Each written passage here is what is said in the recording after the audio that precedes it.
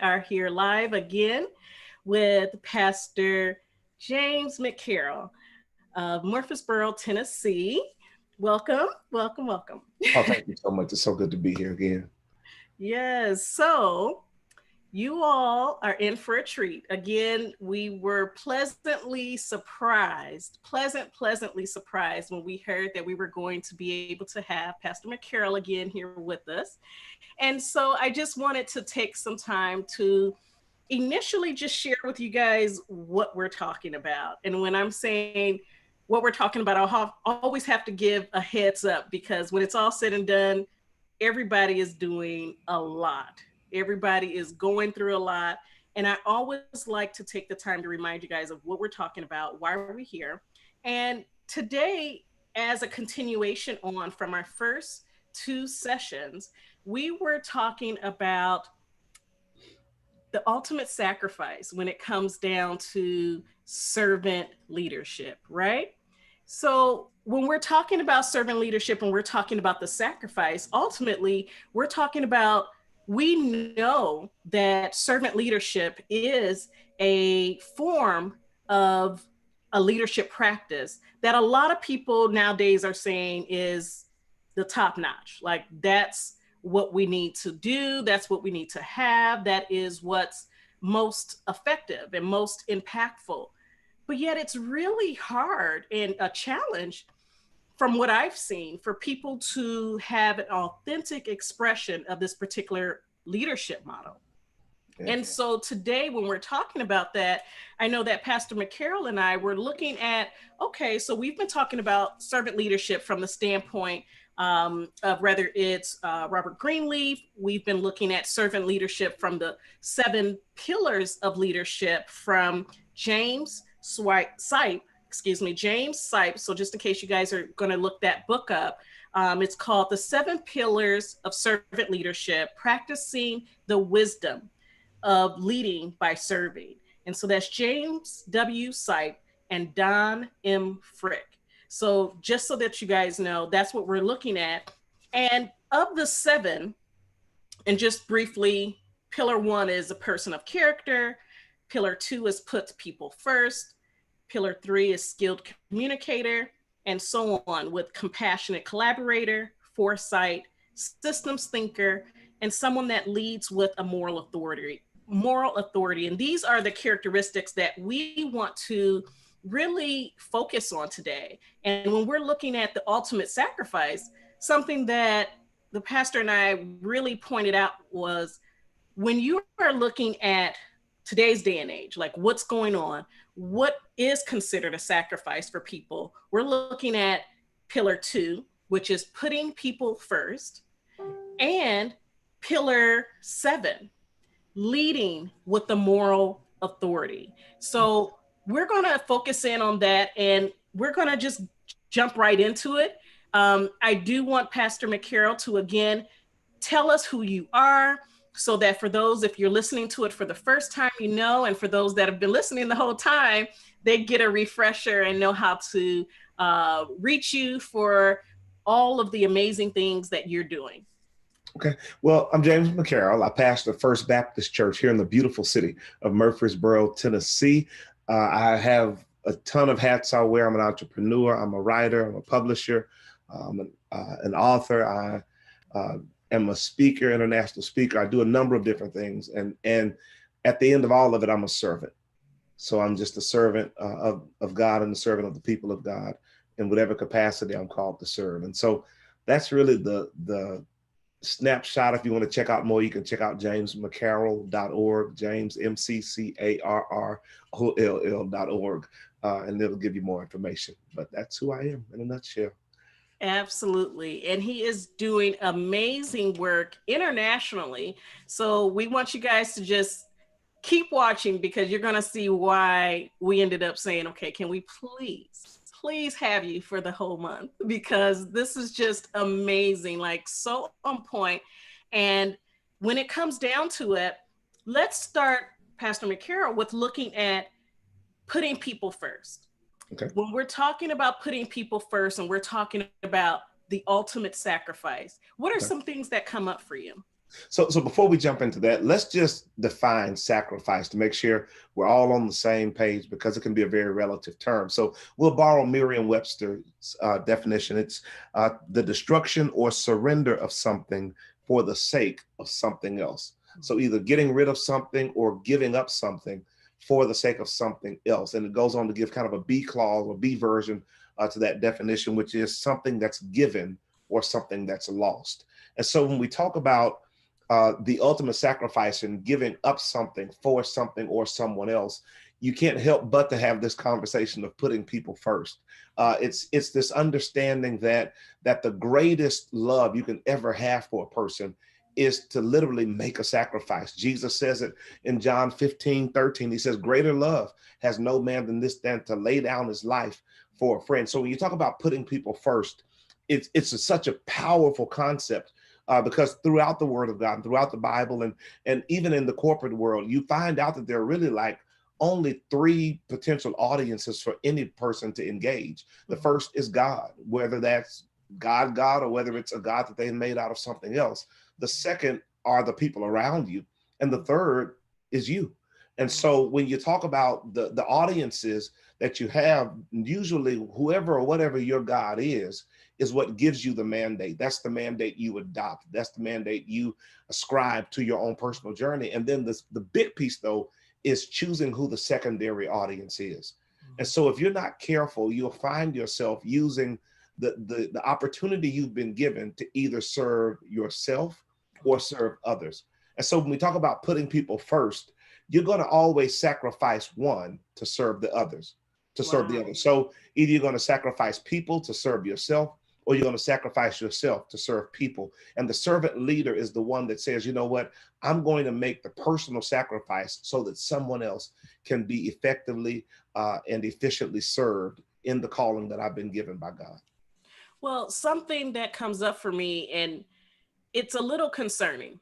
And what's concerning is that nowadays the vision for living a life that is peaceful, that is full of joy and happiness and the like, is filled with like serving yourself. You know, like even people make jokes and really put a twist on, you know, the whole I concept, iPhone, iPad, whatever. And when it's all said and done, I think about, okay, wait a minute.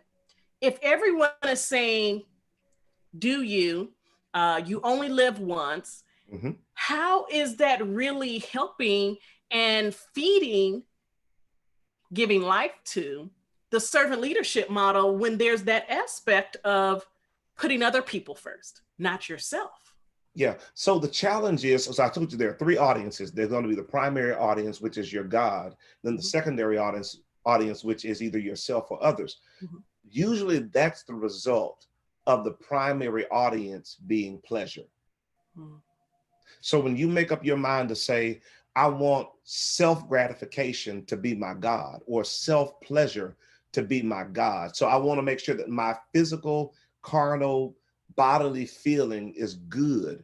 And I want it to be really what directly benefits me. When it becomes something that's going to be personally pleasurable, and pleasure is the top item or top priority, then that item becomes your God.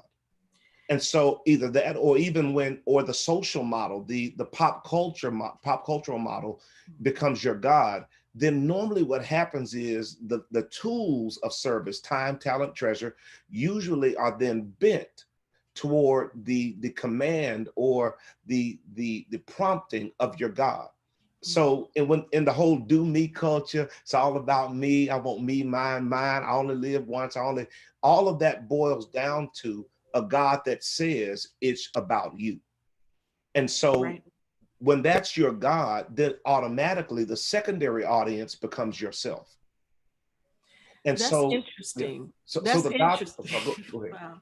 I can go on. I'm so amped up for the night. But the God that calls you usually comes with an audience in mind. And And so so Go ahead. I do want to cut you off for a second because we're about to get good into this. And I forgot to let everybody know that this episode is possibly going to go a little bit longer than an hour. We're going to try to keep it. We're going to try.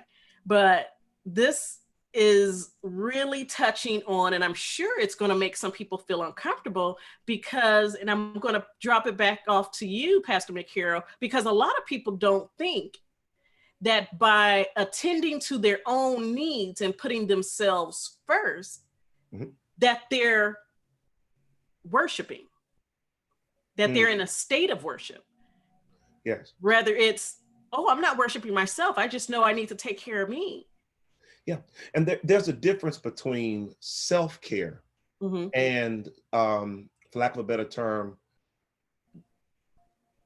self-aim, if that makes sense. So with one is self-care is the practice of making sure your body, which is one of the tools, is in the best shape possible to carry out the greater mandate from God for others. Mm.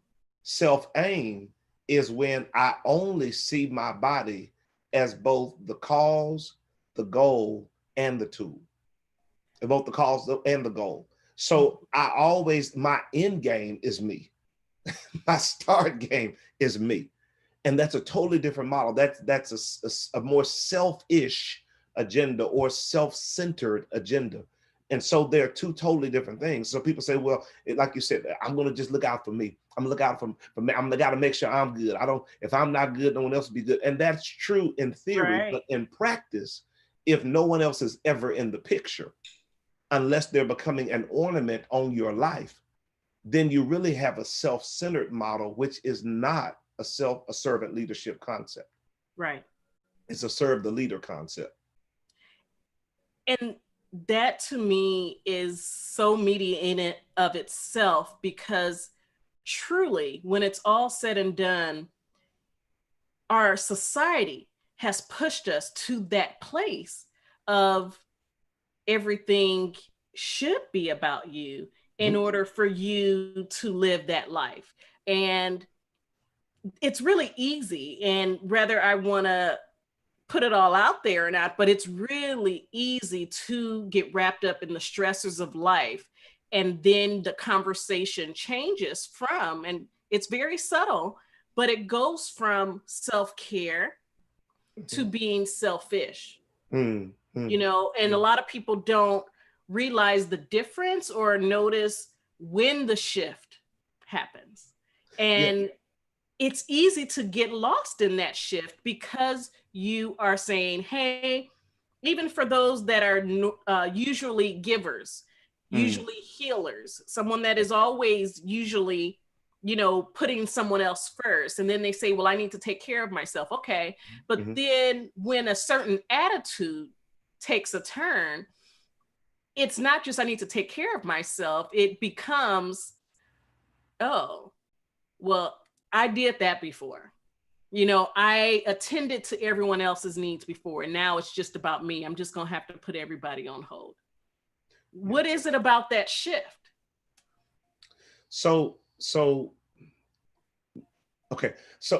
commandment of God comes to us. I'm going to use this language. I have to unpack it, but it comes to us a word at a time. So the calling always comes in a word or a prophetic format, whether that prophecy is actually a preacher or something like that, or whether that prophecy is just you sensing a calling upon your life. It's always a prophetic format. So when you begin with God, God's always going to tell you, hey, this is what I made you to do. This is specifically what I've called you to do. So it's a word. Got to keep that in mind. It's a word. It's a word. And so the goal is to live out or to give God a return on investment as it pertains to the seed of the word that he's deposited into our hearts. The challenge is when you step away from cultivating and complying with that seed to take a break, you risk weeds choking the word. Wow. And so it's kind of like I have a garden outside, and it's really nice. If you miss garden talks, check it out on Facebook Live. So I have this little garden. Not a lot. I'm not like Farmer John or anything, but I've got my own little thing. So, but here's the catch. Whenever I take 3 or 4 days off from tending to the garden, the number one concern I have going back is not the vegetables. Mm. It's not the herbs. It's the predators and the weeds. Mm. Because I understand the moment I take my hands away from consistently cultivating that which is being grown, Mm. that's the very moment that weeds pop up and predators show up. And I And, love and that you give that example. And I'm sorry to cut you off, but I really want people to get what it is that I'm receiving from what you're saying. And what I'm getting from you is when you are going out to tend to your garden, it's not because of, oh, I want to make sure the seed that I planted, it brings forth fruit. That's what you believe is the automatic. yes, What you're going out to do is make sure that you're standing guard hmm hmm of anything that could possibly prevent what you know to be the automatic result. yes. And so here's the analogy. Okay. You are the garden. Mm. The seed is the word of God being planted into your dirt, and Wow. your calling is the fruit. What your calling produces is the fruit that comes from the dirt. Wow. So Jesus says it this way in Luke chapter 8. He says that he talks about weeds getting into the garden that choke the word. Yeah. He says the weeds are, the cares of life, the riches of this life, the things that would draw our attention away. In other words, the very elements that the world brings into your life. Mm-hmm. And so if you're not careful, what normally happens is, number one, people by the time they take a break are so tired that they're vulnerable to satanic and antagonistic influence. And so they're vulnerable to weed exposures or weeds popping up. Mm-hmm. And that the goal of that weed is to choke the word or the seed so that it doesn't produce fruit. And here's what Jesus says. He says, the weeds come right when you begin to produce fruit. Wow. So right when you get ready to serve, right when you're making those sacrifices, that's the first time someone will call and say, you shouldn't do that much. You're doing too much. You're giving too much. Or it's that moment where these thoughts start popping into your head about how you're really doing more for them than they're doing for you. And so it begins to question Mm-hmm. that which you are giving, going back to sacrifice, that which you're giving to others versus that which you're giving to yourself. Right.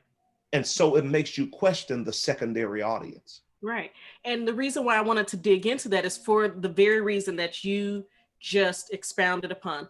And as we are again continuing, like you said, going back to the putting people first component of servant leadership, one of the things that comes up with putting people first is people before the prophets, people Mm, before what it is that you think is going to come from, mm, like you said, the planting, yes, like before you get the fruit from what you planted, it's okay, I need to take care of this. I need to take care of the people first. As long as I take care of the people, and to be honest, this goes into the place where a lot of leaders that I've heard hmm hmm who got it right just about halfway, right? They get a little bit close to the edge, and then it's like, this is where we're taking them a little bit further.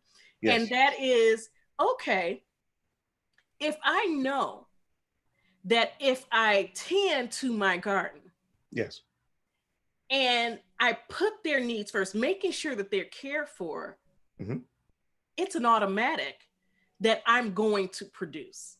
yes, yes. So in the book the seven pillars, Mm-hmm. it talks about the fact, and it says on, uh, let's see if I can find it. It basically says that the best kept secret of successful leaders is love, which points directly back to sacrifice. And Yeah. to your point, most leaders, they think about profits, but that thought of profit is usually an external impulse that pops up in the season where they're trying to become servant leaders. Right. So these dollar amounts or bottom lines or returns, stock, returns for investors, all of these things are the concepts that sneak in Right. a season where they're trying to really become servant leaders. And here's the crazy part: the most successful companies are the companies that are ran by servant leaders. So literally, if you take care of the people around you according to the calling that's on you, the high profits come as a natural byproduct. So if you make up your mind to guard the garden and Yeah. to cultivate the garden, to give it its best opportunity and its best potential to perform, the health of the garden and the harvest is a byproduct of a compassionate farmer. And if you realize that, then Mm-hmm. it becomes very productive for you to go into the space of introspection. And I want to pose a question that you can ask yourself, right? When you are, like you say, whether it's the beginning of cultivating this servant leadership practice as a leader, or even refining who you are in your natural purpose of Mm-hmm. being a servant leader. Mm-hmm. Um, the question is, and this is actually in the book on page 38, it says, do I feel, and this is a self check, okay? I love giving people self checks. Yeah. So, Do I feel the natural desire to serve in mm-hmm. my body as well as in my mind? And That's heavy. where is it That's located? heavy. Can I access it in times of stress Mm. when I need to touch this part of my deepest self? And that is what I always incorporate into servant leadership trainings. It's not just know the 7 pillars. It's not just knowing all of these things that we're talking about. It's like, okay, now that you know, we know that there is a G.I. Joe fallacy basically saying you really don't know better and Yes. do better. You Yeah. know, that's not the relationship there. You can know Yeah. better and still not do better, right? Yeah. So Yeah. it's like, how do we get you to do better? And Mm. like I said, I always start off with the question of, do your self check, ask yourself the question, is this natural for me? You Yes. know, is this natural? And if it's natural, where is it coming up for you when you are able to then, and watch this, this is now the sort of, I say, one of the gears to this is emotional intelligence, where Mm. not only are you now self-aware, Yes. you are now managing yourself. And that was Mm-hmm. what that Mm-hmm. was asking. Are you able to be attentive to yourself and know at a point of an awareness that you can actually do something about it and manage it when you're Yes. stressed? Because just like you said, this comes up a lot of times when people are just now climbing the ladder Mm-hmm. and they're Mm-hmm. getting more and more responsibility, and that growth for some translate into this high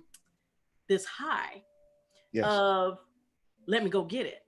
I Yeah. need more. I Yeah. need Yeah. more. I need more. You know, and you keep pushing, and that unsettled, unsatisfied state put in and coupled with stress can easily be an easy way for you to Yes. step away from putting other people first. Absolutely. Absolutely. You own it tonight. I hear you. I'm Go, just go saying. preach. Go I'm just preach. saying. Go on it tonight. And you're exactly right. When it comes, and there's so much I want to say, but I'll begin here. So you're exactly right. It's when you go back to this management piece, one of the great challenges is you have to ask yourself, is serving what I do, or is it who I am? Mm, And so in Greenleaf's book, he talks about finding a person that's a servant and making them a leader okay. versus trying to take on the facade of a servant as a leader.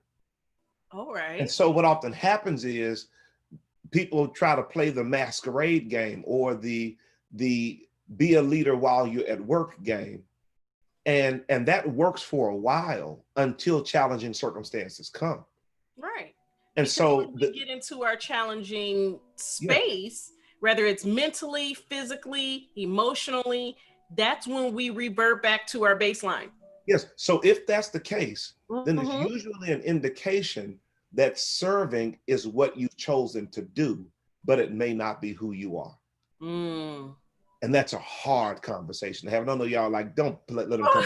I'm like, you're putting I'll some be right there. people But on blast right that's, now. that's the real challenge is that when I have that hard day and the opportunity to serve comes up, if I can say no, there's an indication that now I have a switch somewhere Yeah. that's controlling my servanthood. Right. And so if there's a switch for service, then it's usually connected to a switch for sacrifice. Right. Because then ultimately, where do we go? Yes, To the because choice. here's the big piece. Whoever your God is, you will have no switch connected to them. Because whoever you worship has such a high worthship that you will surrender anything at any moment or any time to make sure their agenda goes forth. So what okay. So tell me this. If you are saying that your spirit needs to be right in order for you to end up doing right, where does that leave us? So here's the thing. Either way it goes, you're going to serve something or Yeah. someone. So you're going to be a servant leader. The question is, who is driving the servanthood?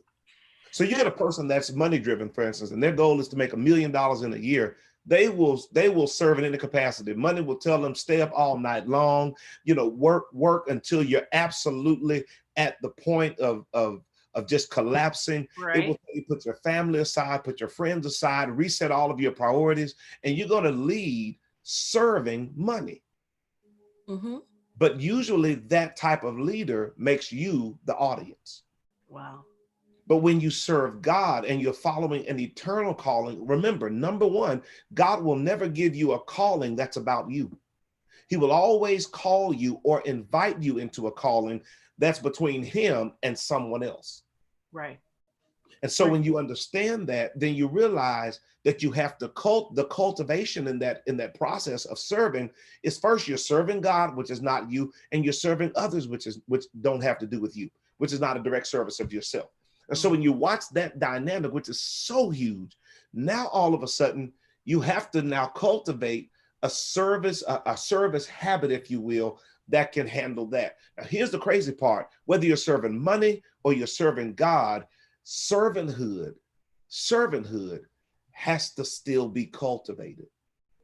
The So tell problem me, is, go ahead. I was just going to say, so for our listeners, how do you know the difference? And I'm asking that because I know for me, because I serve my God, Mhm, I feel convicted, mhm. in my spirit when I'm going in the wrong direction, or he gets real quiet if I'm working in my own space as opposed to through him and him letting me lead, Yes, right? yes. So for those that may be wondering, they may be questioning, they may be in just different levels of spaces spiritually. How would you recommend they come to a place of knowing for themselves who they serve? If, and I know that you gave a few examples, but for some, it may still be a little blurry. Okay. How can they do their self check to know where they stand? Okay. So it's when there's a resource conflict. Mm. So I told you there are three primary tools for Yep. serving: time, I'll say your body or your skills, and then your resources like money or whatever you hold as valuable. So the way it happens is at some point, you'll have one set of resources and two options for the resources. You get And a so, choice. for instance, let's say the Lord lays on your heart, God tells you, okay, I want you to use that $5 to help this young child purchase their meal. And while you're on the way to the young child, you just so happen to be in a mall and you pass a window that says a once in a lifetime deal. We have red bottom shoes for $5, marked down from $1,500 to $5. You only have. So you are wrong for that example. I'm No, just saying. I'm caught. It's rough. I know it's getting rough for you. I'm everybody's mad. They're gonna Starting come. to sweat. Like, wait a They're minute. gonna be Self like, check. no Self longer panelists. Come Leave, on, leave. bring it. So in that moment, you begin to see. That's one way of seeing who God really is. And it's in that one area. So it may be that, and God wins every space of our lives. It takes time. Sometimes it takes some time to win our minds and win our hearts and win our resources and win our time. It takes time, but you begin to see in that moment who you're really following, right? Who you're really worshiping. And really, you're the audience, but you're not the God. Mm-hmm. Mm-hmm. Pleasure. It may be pride, that's the God. It may be lust of the eyes, that's the God. It may be lust of the flesh, that's the God. But whatever that God that the world has given you in that moment, whoever that God the world has given you in that moment is, that's the one saying, I know that kid, somebody will feed that kid, that kid. So just pray that the Lord will send someone else to give $5 so you can get these red bottoms, because you don't know when this sale will ever come back. And so when you're in the point where you begin to question how you can get out of the holy obligation to fit the human agenda. Yeah. Or it's the other way around, where maybe someone treats you wrong and your flesh is like, man, speak them out. Go off, like go and put some glue in their seat, like while they're gone for lunch break. Like, and it says that, then God comes in and says, no, forgive them. Yeah. That's right. when you have to let go of the human agenda to follow the holy agenda. I really like that, because I know that, again, bringing it home to, again, I say workspace nowadays, because some people, again, working from home, some may be in the office or never even left going into the office. And I really like that you brought that up, because when you're talking about servant leadership at home, but then looking at it from when you're at work and the things that you may or may not do in that instance. So for example, from what you just finished bringing up, maybe it's someone wronged you and you have a resource, or you have access to someone that you know that they could benefit from. But instead of giving up that information or allowing that access, because you're like, just in case I want it for me, I don't want this person to, outshine me, or whatever may be the dialogue in, your head. That's an example where you can really say to yourself, okay, do better. and say, I am to serve everyone else before my personal need, because what's for me, it doesn't matter what access they have, what resources they have or not. It does not matter, because what's for you, whether it's for your role in a particular job, say that you are a leader that isn't in a leadership role, whatever it is for you, it's for you. Yeah. So there's those automatic tests that are built into those situations, wouldn't you say? Absolutely. And so it's the scripture where Jesus says, he gives this parable, if you will, this lesson on the steward. And these three guys get three different gifts, and they have to show the person that gave them to him how they use the gift according to his agenda or his plan. And he uses this phrase, good and faithful servant. And here's the thing, the servanthood of God will always be led by God for the sake of others. The servanthood of the world will be led by we'll say carnality for the sake of self. Right. And so God will put us in these spaces, and he will elevate us, or for lack of a better term, sometimes plateau or even demote us based upon how we manage the moment we're given. Yeah. And how we manage it as how we see it or view it as a tool where we can use it to serve God and ultimately serve others. Right. And so to your point, in the workplace, it's so in most cases, most people work not out of their calling, but they work so they can have money for resources for lifestyle, for living. Yeah. And so the people that work out of their calling approach the workspace totally different than the people that are working out of a sense of necessity for money. Right. Because their goal, when it's your calling, your goal is always outwardly focused. Right. And you'll take certain hits and you'll allow certain things to take place because even if it means sacrificing on your part, because you see the bigger picture. Right. But when you're doing it for your gain, then usually the sacrifice happens, but it happens with everyone else, Yeah. not you.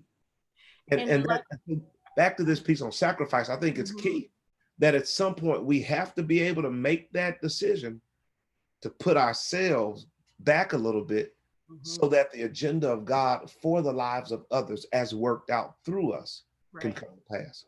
Absolutely. And I even began to, as you said that, begin to empathize automatically with those leaders that are out there, that they're putting their best foot forward and they may have never heard what we're talking about today.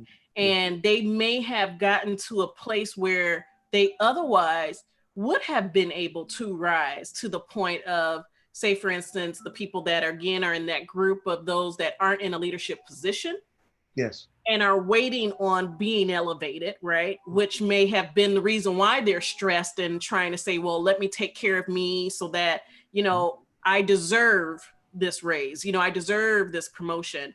And it sets a state of urgency in them, and being anxious, Mhm. where God does say, be anxious for nothing, right?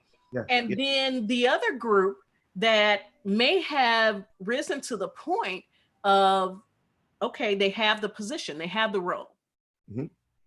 but yet they haven't figured out that piece of managing the stress, the tension, whatever it is that ticks them off, with maintaining focus, Mm. maintaining the focus on other people. And what made me think of that and go to a place of empathy was just, wow, there are people that don't even know that they're getting in their own way, Mm. Mm. Mm. but Mm. they haven't really been able to separate the difference between self-care, self-promotion, Mhm. Mhm. and there is no end to the self-sacrifice Yes. that Jesus has told us, has shown us, Yes.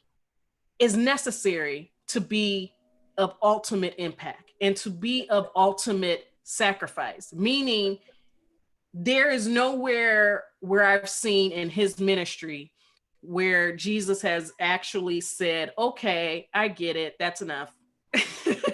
Yeah. So there are a couple of things. So to that point, it's understanding that the first responsibility for the leader that's a servant leader is to move forward the God agenda to the extent that they implant God legacy into the people around them. Mm, So they're goal, and that's weird language. I'm sure it sounds kind of weird, but here's the thing: their goal is to make sure that the people that God is trying to get them to use them to serve have a greater and deeper appreciation for, mhm. development in and with, and usage of God, or Mhm. usage by God. So Yeah, yeah. ultimately, their goal is to make people know God better Right, and right. to become greater in their callings, greater in their purpose. And so Mhm. I think it said, um, when in the book Seven Pillars, page 36, where it says that the authors believe, or these guys, John Barbudo and Daniel Willer at University of Nebraska, believe a calling to serve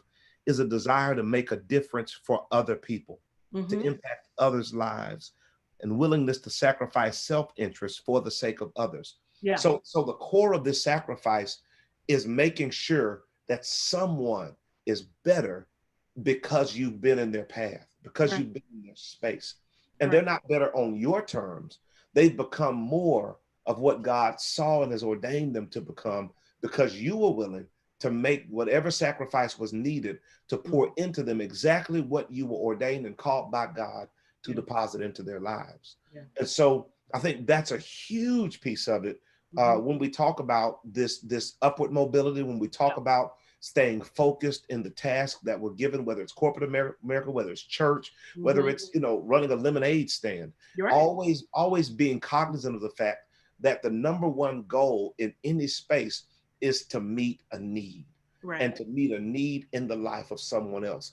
There's a great book called Lead the Field by Earl Nightingale. Mhm. And one of his key premises is that if you're serious about being successful, learn to find a need that the world hasn't met and meet it well. You'll hear it with Zig Ziglar and all the, all the big dogs Right, of right. all of these guys say the same thing. And I think that's what Jesus gets us to understand, is that he's like, I came to meet a need in the world that the world couldn't meet on its own. Right. But in the process of Jesus being here, his number one goal was to make the people around him better, Yeah. because he showed up.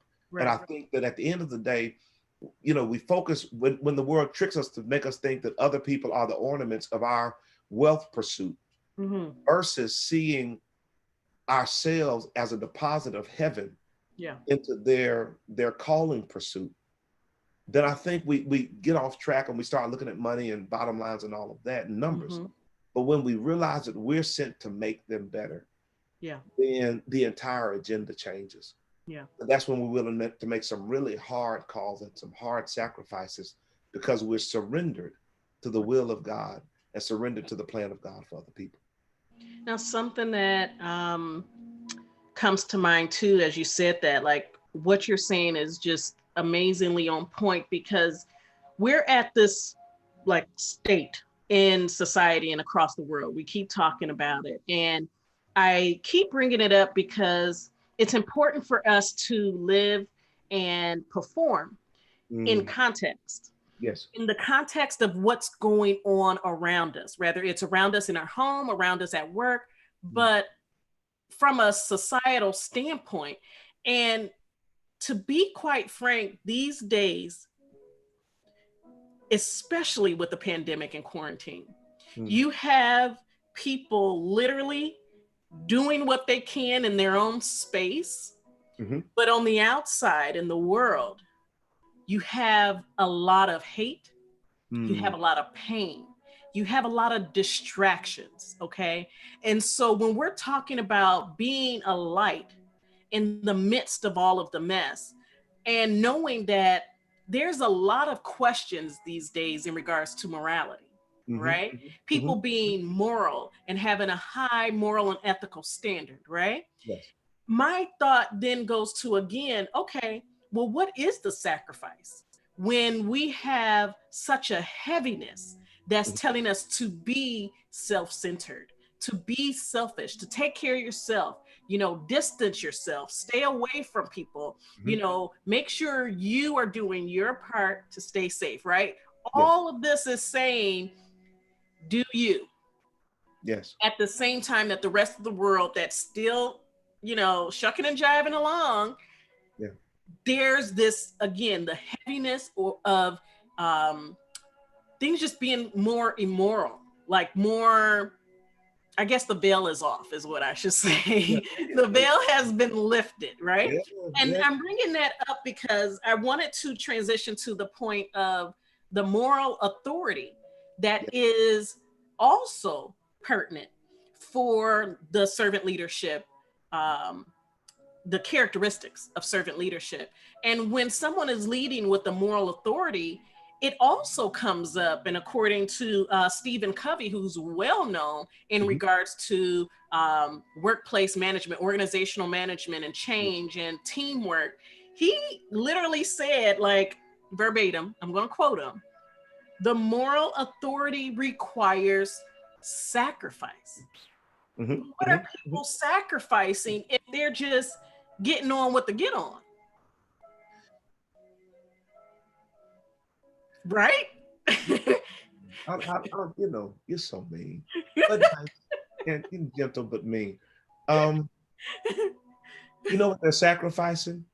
Yeah.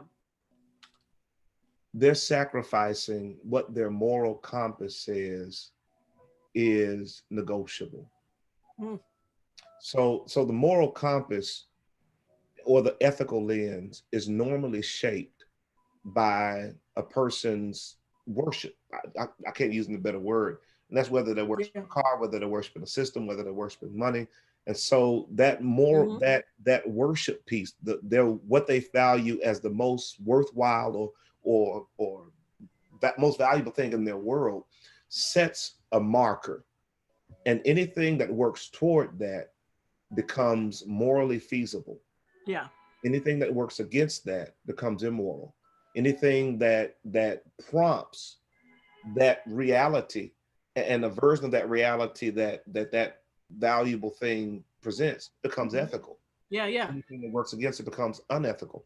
Mm-hmm. And so their moral compass is shaped by a culture that pushes selfishness or selfish agendas. Mm-hmm. So in their minds, their morality recommends that that other people's desires, feelings, and lives, for lack of a better term, are negotiable if they're not in alignment with your personal agenda.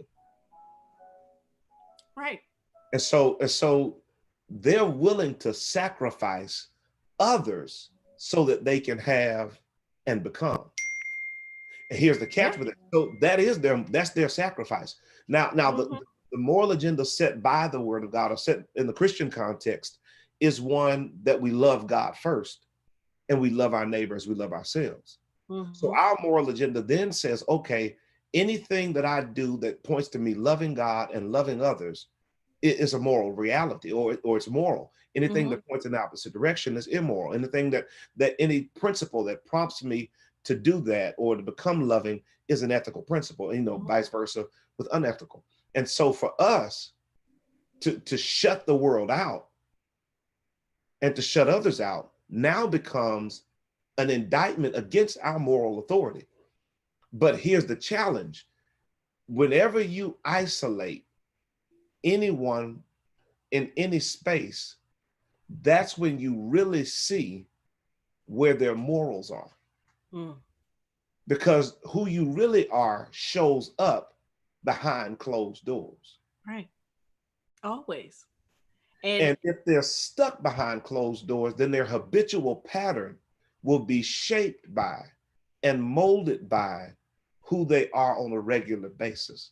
And so right. what's happening is it's slipping out now because we've been stuck behind closed doors. Right.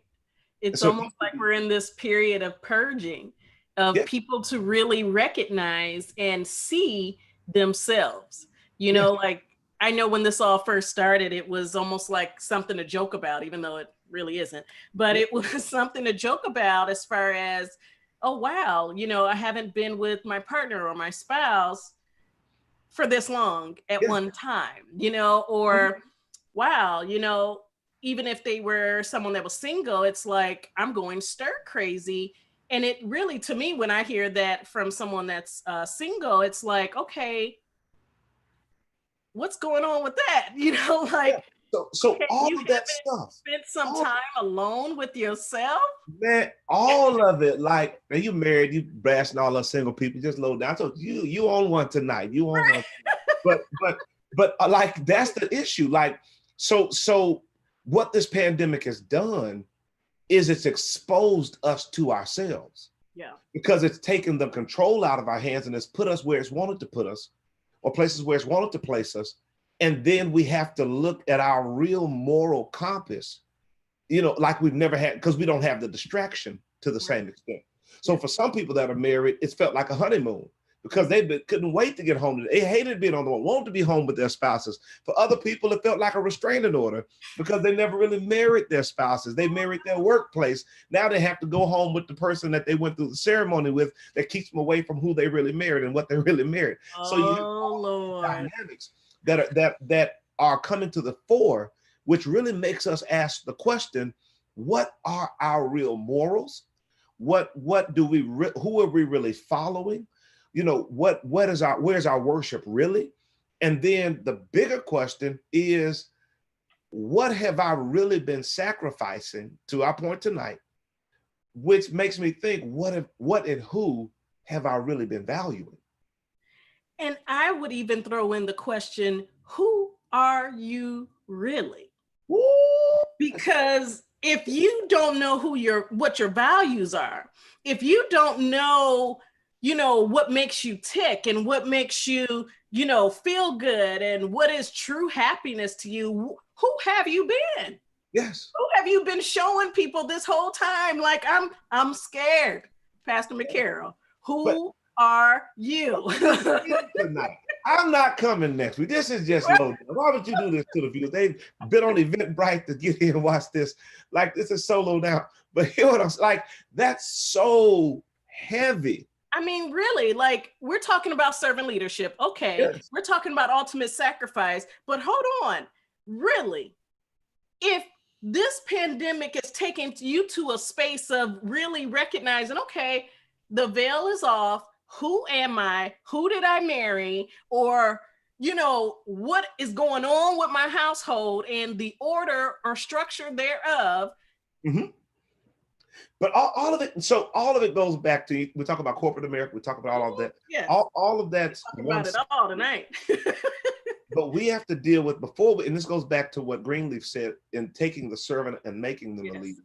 We have to go back to the person without the title, the person without the position, the person before and after they clock in or clock out. Right. And really wrestling, because that's what this is. When you talk about sacrifice, you're talking about not a money issue, not a time issue, not a body issue. You're talking about a heart issue.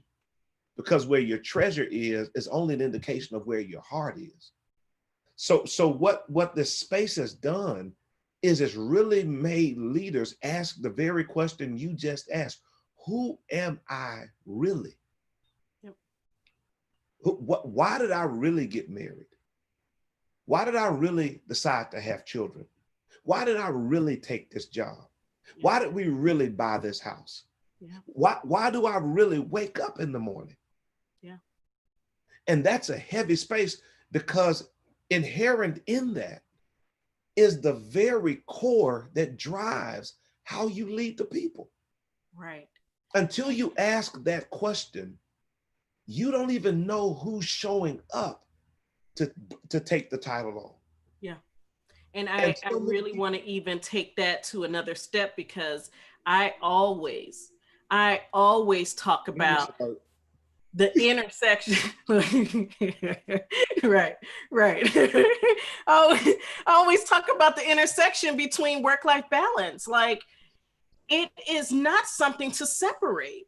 Yeah. It's just humanly impossible. As much as people preach all the time, off the record, that, oh, okay, well, my leadership model is my leadership model at work. It has nothing to do with home. Or, I leave work at work, and when I go home, it's something else. I literally even was speaking with someone that works with a lot of people that are like, okay, I'm all the way together at work, but I'm just off and completely a whole different person when I'm at home. And it's like, okay, yes, there is the phenomenon of being a chameleon, right? We get that. We know that you can't do everything that you do at home, at work, and vice versa. But when we are talking about servant leadership and the ultimate sacrifice, I think for some people, the ultimate sacrifice is getting alone with themselves. Yeah, so it goes back to this statement again.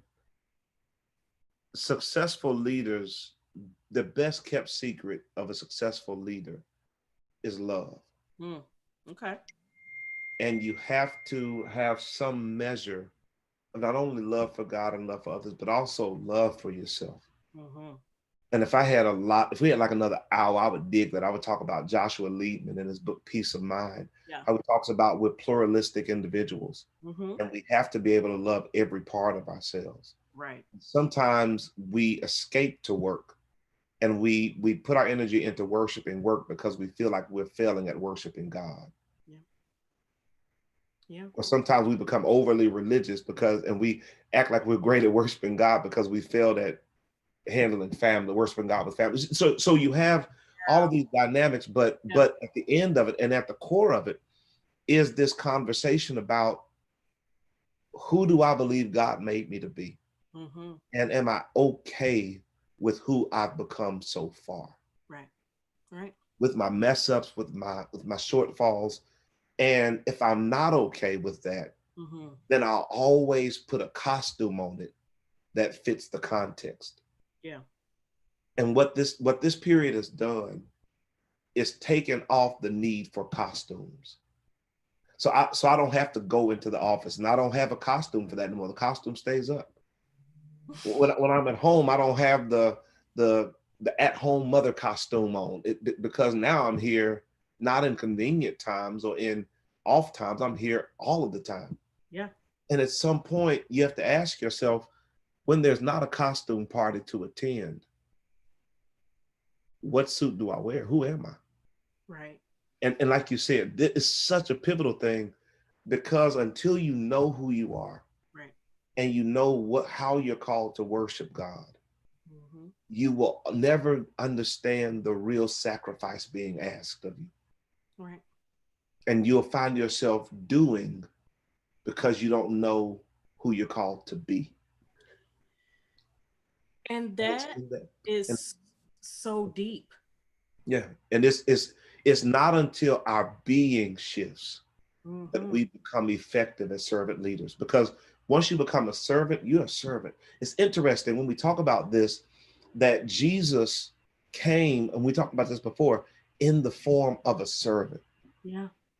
that he literally took on the essence and the likeness, if you will, Mm-hmm. of a servant. And we're called to be conformed to the image of Jesus. Yeah. And so we're called to shed all of the selfish impulses and become these servants. Yeah. And that's whether we're in corporate America, whether we're a stay-at-home mom, whether we're teaching in the classroom, or whether we're just going to school. Right. We're called to be servants. And at some point, you get to a place where you stop serving, um, you stop serving as a way of putting on a costume, and you begin to say, Lord, I want to, because you don't think you're good enough to serve there, so you put on the costume to do it. You Mm-hmm. say, let me become a servant. Yeah.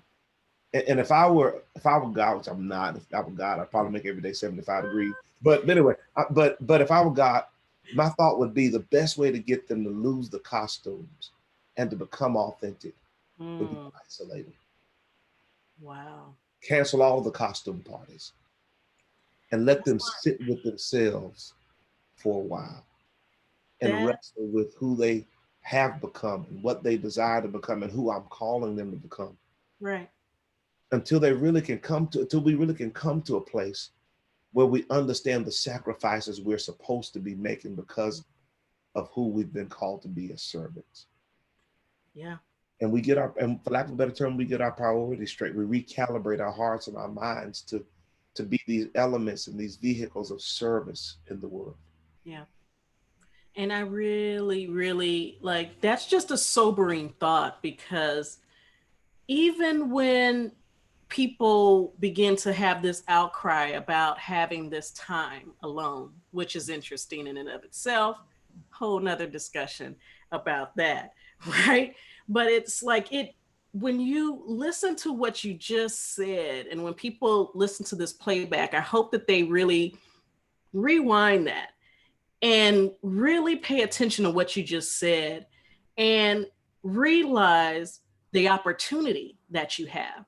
We're talking about servant leadership, we're talking about the sacrifice, and we're talking about it because when we are done with this podcast for this month or we move on to another topic, what we want you to be left with is this whole mound of gold that we're sharing, that we're getting from Pastor McCarroll, where it ultimately is another opportunity to say, look, if I am on this pursuit of peace as well with Mhm. Dr. Teran and anybody else in the world that's out there pursuing peace, we have to understand that a lot of times, and I'm speaking to those that know about process improvement.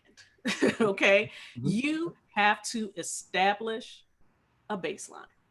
Yes. before you can understand where to go from there. So, yes, we're talking about all the things that could make you more productive at work, make you more productive at home, to get results, to make sure that you're minding the relationships that you have and how you delegate and empower people and Yes. grow people through that servant leadership style.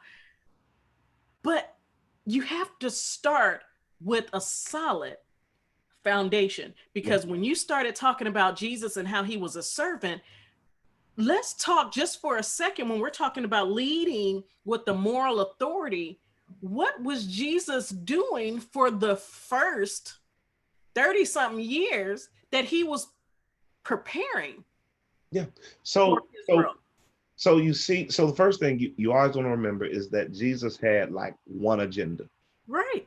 So he imagine, so don't imagine, think about this. God was there from the beginning. So God sees, is in eternity. So he sees time like me holding a pea or a flax seed. He's Mm-hmm. like, okay, this is time. He's all outside of time, totally outside of time. And he says, okay, I'm going to go into time and I'm going to become a human.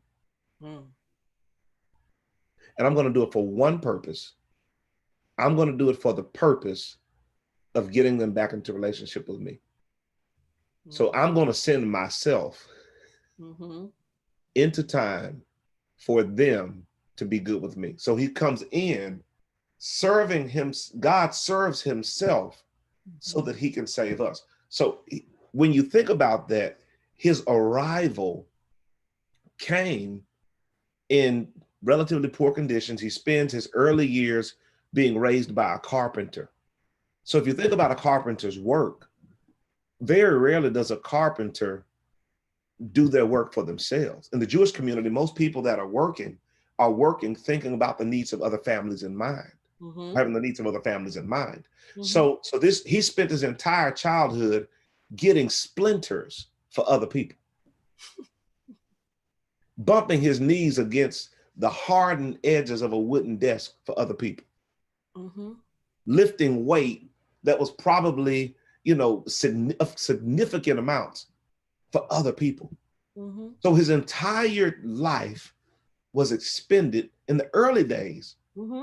for someone else, Yeah. building something that will bless someone else. Yeah. Then from 12 years old to 30 years old, we don't hear anything. So there are a lot of speculations as to what he did. But what we do know is this: when he showed up at 30 years old, Right. he was like, I've got one agenda. Mm-hmm. And that agenda is to seek and save that which is lost. In other words, I've been sent for one purpose, Mm-hmm. and that is to make sure other people experience the plan of God for their lives. Right. And all he does is serve. Right. All And he does is serve. his only point of reference is Yes, God. yes. So when you're talking about leading with the moral authority, he gave us the example there too. So like, here's the part. Can I go like super deep? Like, Please. oh gosh, this is so good.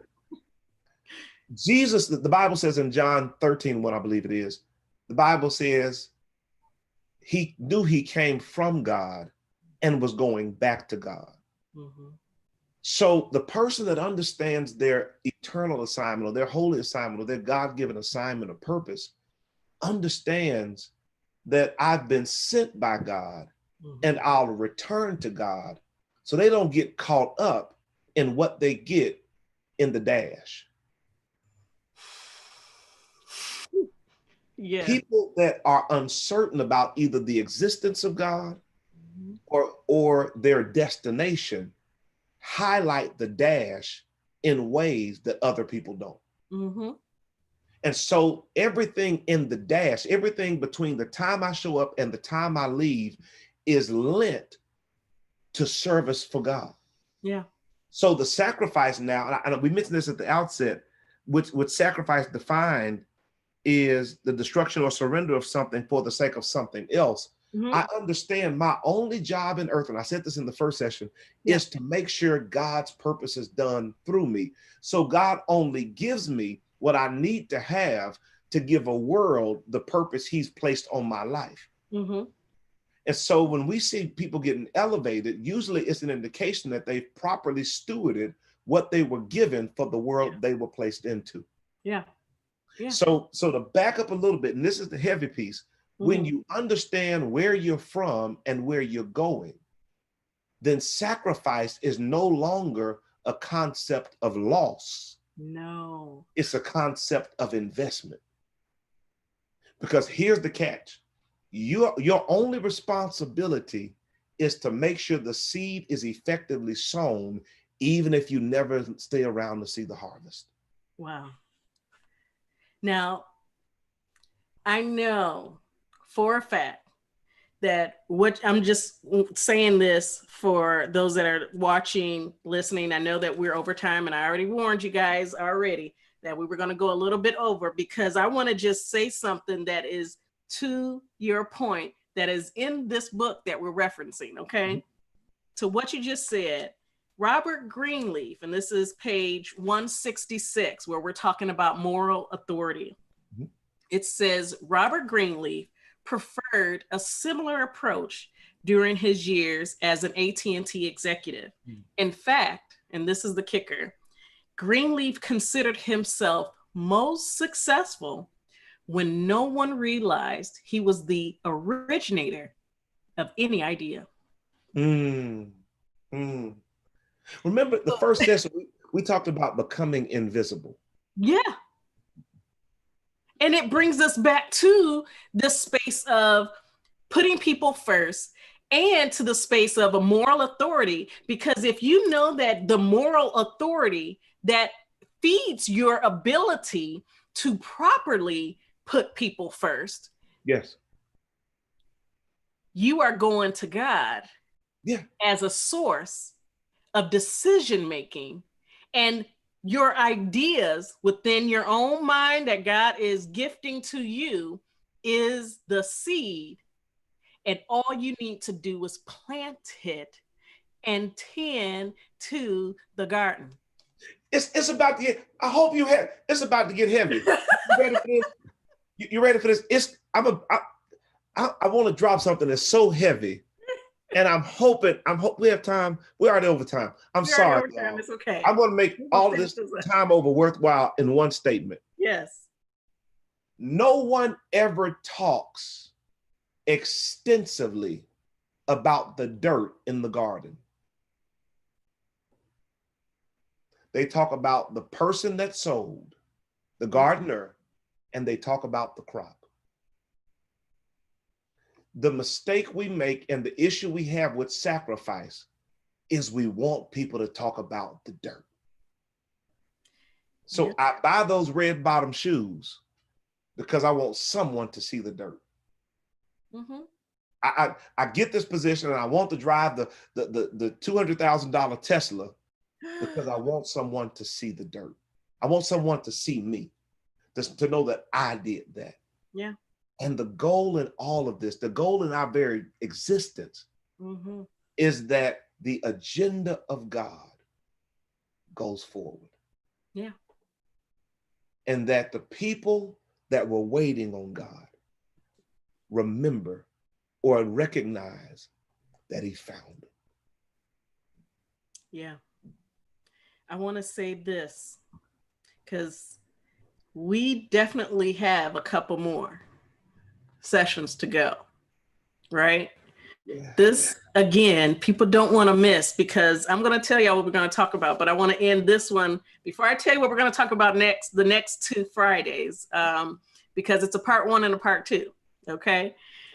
I want to say this, and this is, again, encapsulating everything that we've been talking about, because I feel like there's a necessity to do a call to action.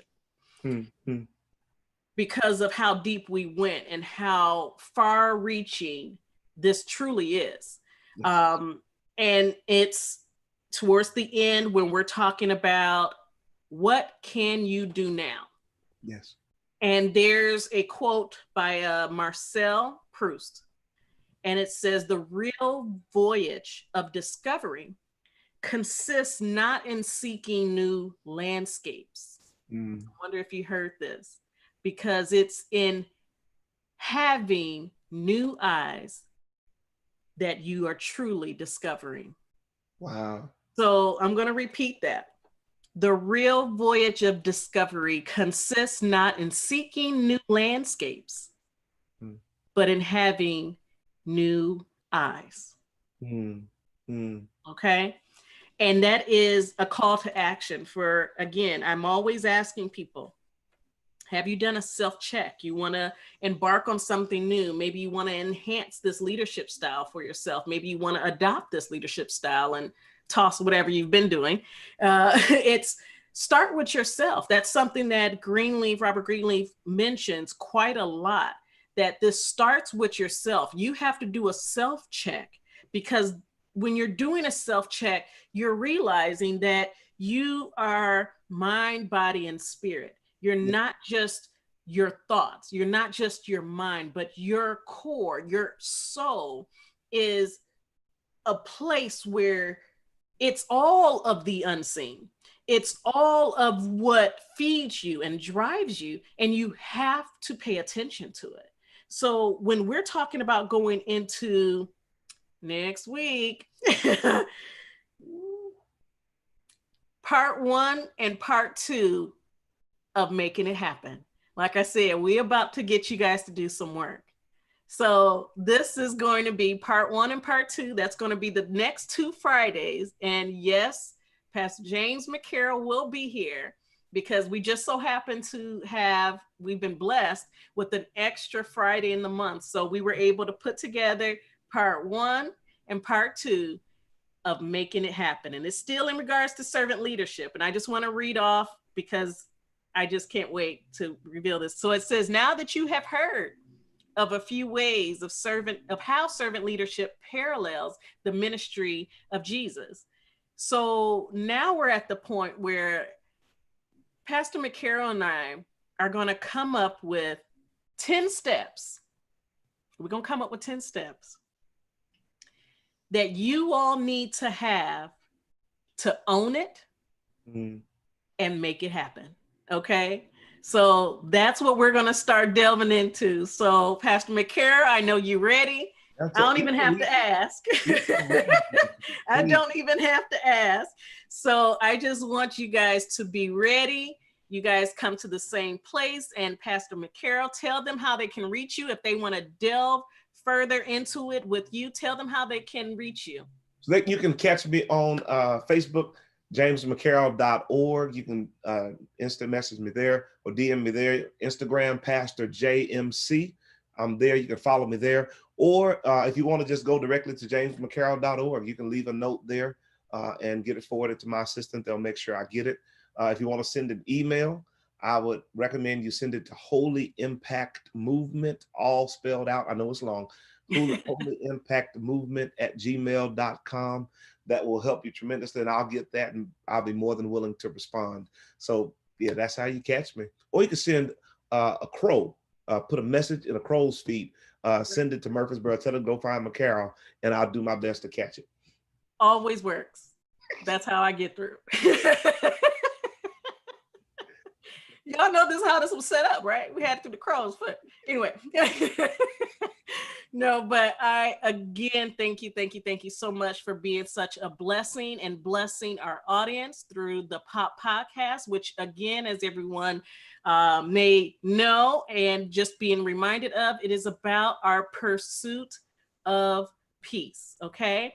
And if you all have any questions, want to get in touch with me, maybe you didn't see whatever site and you're used to hearing me say my website, either way, you can get in touch with me at www.officialspconsultinggroup.com. And yes, that's long as well. So it's www.officialspconsultinggroup.com. And when it's all said and done, over the weekend, I will have the podcast on every platform that a podcast can be on, and you're more than welcome to hit me up through those platforms as well. Okay, so we thank you all again, and until next time, you all take care, and thank you again, Pastor McCarroll. We will be keeping in touch for sure. Okay, looking forward to next week. We'll see you guys here. All right.